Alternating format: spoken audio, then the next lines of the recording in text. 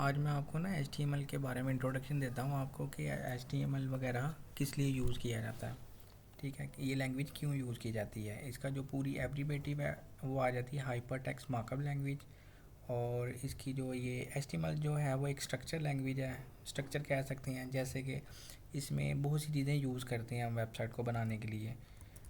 अगर बात की जाए, आपको ये डाटा नज़र आ रहा है इस तरह से कुछ, एक ये डाटा नज़र आ रहा है। ये जितना भी डाटा आपको नज़र आ रहा है ये एक स्ट्रक्चर में बना है, स्ट्रक्चराइज किया हुआ डाटे को सारा। ठीक है, इसमें टाइटल यूज़ किए हैं, टेक्स्ट यूज़ किया है, इमेजेस यूज़ किए हैं, तस्वीरें, लिंक्स यूज़ किए हैं यानी कि बटन वगैरह आपने वो, और भी फंक्शनैलिटी यूज़ की है। यानी कि कोई भी काम आपने किया हुआ है सारा आपने एक HTML के ज़रिए से तरतीब दिया हुआ है। ठीक है, मिसाल के तौर पे अगर एक वेबसाइट एक इमारत है ना, तो उसमें HTML एक स्ट्रक्चर है, CSS एक डिज़ाइन है और जावास्क्रिप्ट एक फंक्शनैलिटी है। ठीक है, अब HTML एक स्ट्रक्चर किस तरह से है वो मैं आपको बताता हूँ कि HTML का जो स्टार्टिंग टैग होता है यहाँ से लेके नीचे बिल्कुल एंड तक लगता है।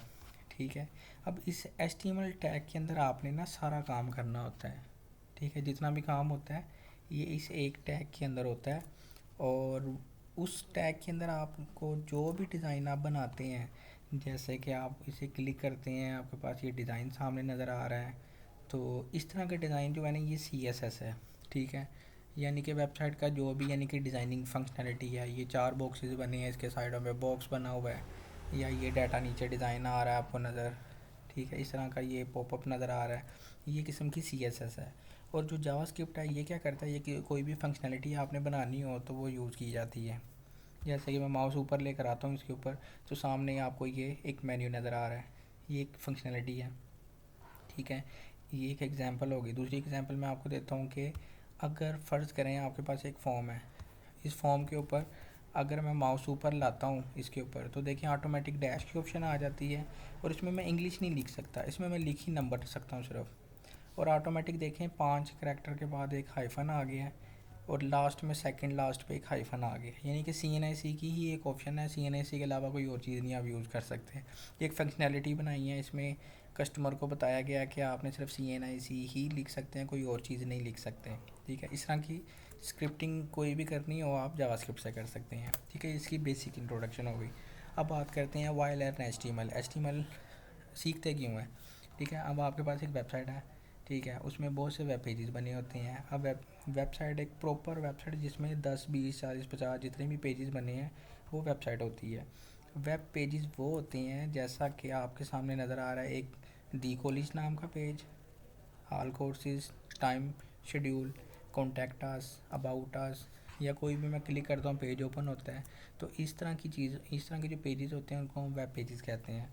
ठीक है, आज के दौर में अगर कैरियर की बात की जाए यानी कि जॉब कैरियर वगैरह, तो वेब डिज़ाइनिंग एक बहुत अच्छी फील्ड है जिसमें जॉब के चांसेस बहुत होते हैं। ठीक है, व्हाट इज़ HTML होता क्या है। ठीक है, अगर HTML की बात की जाए तो इसको आसान अल्फाज में हम बताते हैं, कुछ डेफिनेशन लिखी हैं। इसमें सिर्फ एक डेफिनेशन जो मेन काम किया वो ये है, HTML element tell the browser how to display the content. इस एक लाइन के साथ आपको पता चल जाएगा कि ये HTML होता क्या है। यानी कि आपने कोई भी एलिमेंट लिखा, ब्राउज़र को बताना है आपने कि वो दिखता कैसे है। ठीक है, ब्राउज़र में ही आप देख सकते हैं, एडिटर में लिखेंगे और वो डाटा आपका ब्राउज़र में नज़र आएगा। ठीक है, वो HTML है। ठीक है, अब बात की जाती है इसके कुछ वर्जन की। अभी तक जो लेटेस्ट वर्जन चल रहा है वो HTML5 चल रहा है। और इस टैग को लिखने से आपका लेटेस्ट वर्जन कॉल होगा। ठीक, अब इसमें कुछ टैग है, एलिमेंट है, जैसे कि HTML head, title, body. HTML एक रूट एलिमेंट है, और हेड जो है वो एक मेटा इंफॉर्मेशन के लिए यूज़ करते हैं हम।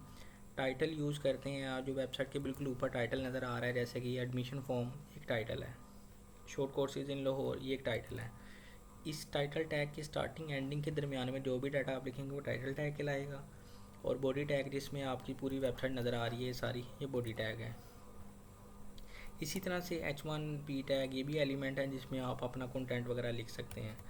अब बात करता हूँ मैं सॉफ्टवेयर रिक्वायरमेंट क्या है। अब आपने एक वेबसाइट बनानी है, जैसे कि HTML एडिटर चाहिए आपको जिसमें आपने कोडिंग करनी है। आपके सामने एक एडिटर नज़र आ रहा है, इस एडिटर के अंदर आप देख सकते हैं कि कुछ कोड लिखा हुआ है। अब ये कोड लिखने के लिए भी तो कोई जगह चाहिए ना जिसमें आपने डाटा लिखना है। तो इस तरह जहाँ पे भी डाटा आपने लिखना है वो एक एडिटर होगा। और दूसरी चीज़, जो डाटा आपने लिखा है उसको देखना भी है कि वो नज़र कैसा आ रहा है।